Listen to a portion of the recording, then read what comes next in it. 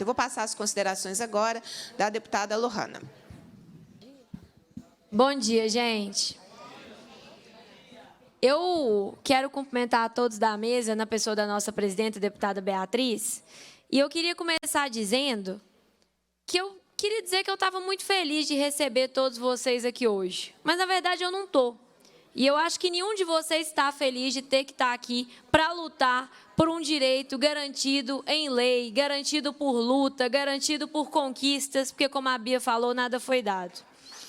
Então, o ideal era que a gente não tivesse que estar aqui.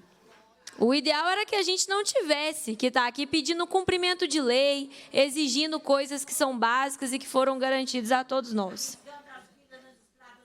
Horrorosas e esburacadas, exatamente. E tem tantos cartazes aqui relevantes, eu queria pedir para todo mundo levantar os cartazes, especialmente para que o governo veja, que os nossos fotógrafos consigam tirar uma foto, para mostrar todos os argumentos que os nossos trabalhadores da educação trazem aqui hoje. Obrigada, gente, obrigada por levantarem. São argumentos mais do que justos, são argumentos mais do que importantes.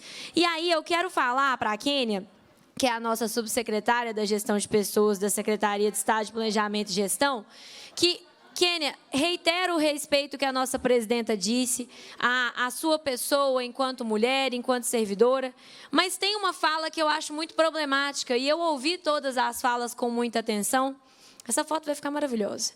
E eu ouvi todas as fotos, todas as falas com muita atenção, que aí quando a gente fala, é melhor reajuste abaixo da inflação do que reajuste nenhum. Eu quero perguntar para quem que é melhor, para quem? Sabe por quê, gente?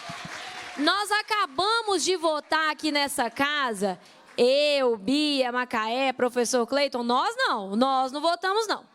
Mas os deputados acabaram de votar aqui na casa o aumento do governador. E esses 300% não foram só de cobertura da inflação. Porque a cobertura da inflação, ela corresponde a 150 e poucos por cento. Então, se o governador tivesse na luta, a luta que é digna, é a nossa luta também de reajuste de inflação, de PIS, essa luta é digna, ninguém quer receber abaixo da inflação, não. Todo trabalhador tem esse direito e o político também é um trabalhador quando ele faz o mínimo, né? Que, na minha opinião, o Zema não faz, mas enfim. 150% cobriria a inflação do salário do governador. Mas o Zema teve aumento real de mais de 150%, porque no total o aumento foi de 300%. Então, gente, o reajuste da inflação, ele é possível sim, quando a gente está falando dos poderosos, quando a gente está falando de quem está com a máquina na mão, quando a gente está falando de quem é financiado, e eu não estou falando nada de mentira aqui, abre as divulgações de campanha dos recursos de campanha do governador, vejam quem que ele financiou, quem que financiou ele. A Denise falou muito bem aqui. Amor à profissão não paga conta, não paga IPVA, não paga IPTU, não paga nada disso. E eu queria lembrar que os professores e os servidores da educação não têm as benesses que os doadores de campanha do Zema têm, de pagar 1% de IPVA enquanto a gente paga 4%. Então, para nós, nada. Para eles, tudo. Então, é inegável não sentir um embrulho no estômago. E, de novo, o embrulho no estômago não é a nossa servidora Kênia. O embrulho no estômago é o governo. Quando a gente escuta que é menor um reajuste, menor do que cobrindo tudo que deveria cobrir, com piso, com reajuste da inflação e tudo mais, do que reajuste nenhum, porque nós acabamos de dar um reajuste de 300% para o governador. E o argumento é horroroso. O argumento de prender os melhores quadros, de manter os melhores quadros é horroroso. Porque qual professor aqui não poderia estar ganhando mais se estivesse na iniciativa privada? Os melhores quadros não têm que ser mantidos na educação do Estado, não? Acabar com o doutorado como ele tentou, tirou o projeto, né, Bia? Tinham falado que iam tirar. Mas acabar com a qualificação e o pagamento pela qualificação dos nossos professores que buscam estudar cada dia mais, mesmo com as suas jornadas já tão sobrecarregadas, esses profissionais não têm que ser retidos na rede pública, não? Isso é inadmissível, isso é um escárnio, é vexatório, como a Denise falou muito bem. E aí, gente, a gente precisa falar de outra situação. E eu peço a todos vocês que sejam mensageiros dessa situação, que não é especificamente sobre o piso, mas é sobre as mentiras do governador. E eu acho que nós precisamos fazer autocrítica nesse sentido. Sabe quando o povo cobra a autocrítica do Lula? Eu não concordo com isso não, porque a oposição já faz demais. Mas nesse caso a gente tem que fazer autocrítica. Nós não fomos eficientes para combater a comunicação do governador Romeu Zema. Nós não fomos eficientes para trazer a verdade. Porque se a gente tivesse sido eficiente, se o povo mineiro soubesse que ele pegou o Estado com 100 bilhões em dívidas, mas que hoje a dívida está em 170 bilhões, nós teríamos desmontado o discurso mentiroso dele de que ele colocou o Estado nos trilhos. E aí eu tenho que perguntar para a Kênia, que está representando a secretária Luísa Barreto. De manhã, o Zema lava vasilha falando que colocou Minas nos trilhos. De tarde, a gente escuta aqui que não tem dinheiro para piso porque o Estado não tem recurso. Qual é a história? Qual é a história? Não tem como Minas estar nos trilhos de manhã e de tarde não ter recurso para nada.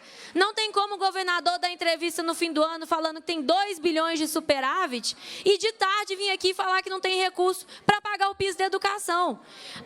Eu nem vou entrar em todas as questões técnicas que a Bia trouxe muito bem nessa apresentação impecável, explicando para a gente, explicando não, que ninguém aqui precisa de explicação, mas trazendo para o governo a lembrança da memória dessas lutas e de como tudo isso foi conquistado de forma muito árdua.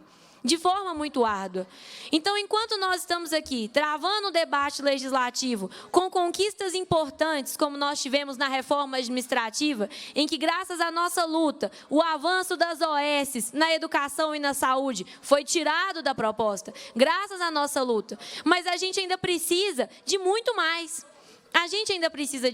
Então, eu preciso dizer a todos vocês que não precisa ficar aqui hoje reafirmando o nosso compromisso com a classe dos trabalhadores da educação. Esse compromisso está posto.